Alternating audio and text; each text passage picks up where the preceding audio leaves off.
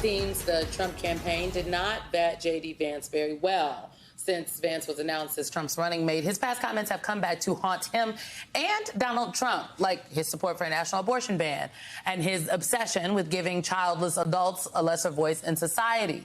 And Vance continues to put his foot in his mouth in new ways, literally all the time. The Harris campaign is taking note and making sure her vetting process ends with a very different result. Joining us now is Democratic Congressman Greg Landsman of Ohio. He happens to have the unique experience of not only being represented by Vance in the Senate, but also representing the district Vance lives in. Congressman. Welcome, sir. So share with us, Congressman, what do Ohioans know that the rest of us don't know? Because y'all voted for him, number one. And number two, now everybody is like, oops. My bad. Yeah. What? Can you help fill us? We know him particularly well down here in Southwest Ohio. I mean, Vance and I both grew up in Butler County. He lives in Cincinnati, where I live, and we both ran in 2022. I ran on being normal and pragmatic and bipartisan, on strengthening our democracy, restoring freedoms, building an economy for working people, not billionaires. Vance, the exact opposite, right? He ran on this, more chaos and extremism and far right craziness, and was a big supporter of the big lie. Is all in on restricting access to reproductive freedom, is all in on these tax giveaways to billionaires at our expense. And I won our congressional district by 5 or 6 points, which is a competitive 50-50 district. Vance lost it by almost 9. So at least in Southwest Ohio, we know him well. And, as I've been saying, it's not every day that one of your constituents runs for vice president, but you hope that it's somebody that shares your values and the values of the people you represent, and he just doesn't.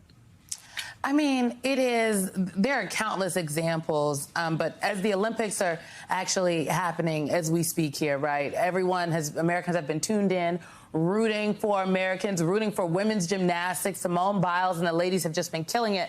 And then you got J.D. Vance on Fox News. This is what he said in 2021 about Simone Biles, and he was referring to the Tokyo Games when he said this, when Simone Biles stepped back for mental health reasons. Take a listen. What I find so weird about this, and it reflects more on the media than it does on Simone Biles, is that we've tried to turn a very tragic moment, Simone Biles quitting the Olympic team, into this act of heroism. And I think it reflects pretty poorly on our sort of therapeutic society that we try to praise people not for moments of strength, not for moments of heroism, but for their weakest moments. It's like so many things just do not age well. This clip is one of them. But every clip, every interview that I have read or listened to of J.D. Vance previously, he always has these existential, lofty ideas about society and life and women, right? And I am just wondering, as someone who, again, you know J.D. Vance fairly well, do you think he is a true believer in some of these things? Or do you think, because I think he is, but I don't know him. It seems to me he's a true believer. Or is he just someone that goes with the flow and the moment because he just wants to get to this ultimate thing? And right now, this is the winning the election. Right. Yeah. Yeah, I suspect it's a little bit of both. I mean, I think he believes some of this stuff enough to talk about it the way he does, but it doesn't really matter. What matters most to him is the same as with Trump. It's power and wealth and fame. And, they'll get it however they can. And let me be clear about Simone Biles. Simone Biles is an American hero, an icon, and one of the great stories of this moment, and where we are lifting up our athletes, but appreciating that they're human, and that they, in her case, needed some time. She took that time and then came back and has won all of these medals. It's just a remarkable story and a good example of, hey, if you're not doing great, take some time, do a little self-care, which quite frankly would have been very helpful for J.D. Vance and Trump, because they're taking their cruelty and this chaos out on the rest of us. So it's interesting, Congressman, given everything that we have learned over the last few years, January 6th, the events that led up to that.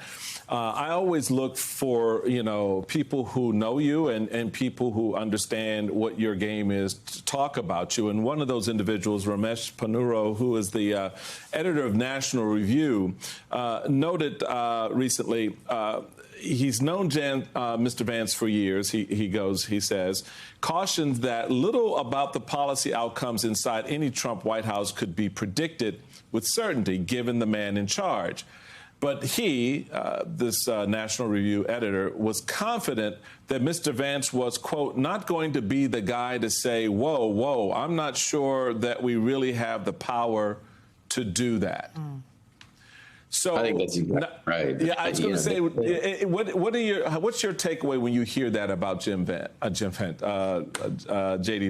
Vance. I just call him Mr. Vance. It's just easier that way. I think that's exactly right. There's no restraint there. You see that in his rhetoric and in the policies that he supports. The same is true for Trump too, by the way. I mean, they represent a sort of chaos and extremism and a cruelty, and for Vance it is it's next level. But for Trump it's next level too. The fact that we're talking about somebody like Vance only demonstrates just how far he is relative to everybody else. And this is the problem, because I represent, the district is one part Democrat, one part independent, one part Republican. And we are, for the most part, very normal conservatives, normal Democrats, normal progressives, normal Republicans. We have all of these folks who are really frustrated by this. They want to turn the page. They don't want to keep doing this. They want to stop having to worry about their politicians. They just want elected officials that worry about them. And, with Kamala Harris and whoever she chooses, because, I think she's sitting down with Josh Shapiro, Tim Walz, and Mark Kelly today, you have a path to a normal kind of politics where people are not chaotic. They just do their jobs. They're pragmatic. They're reliable. They are bipartisan. They're committed to our democracy, our freedoms, and an economy that works for working people, not billionaires. And so the contrast couldn't be more significant. And I think the vast majority, or at least the majority of voters, wanted that change, and they're going to get that. And we can turn the page on this nonsense. All right.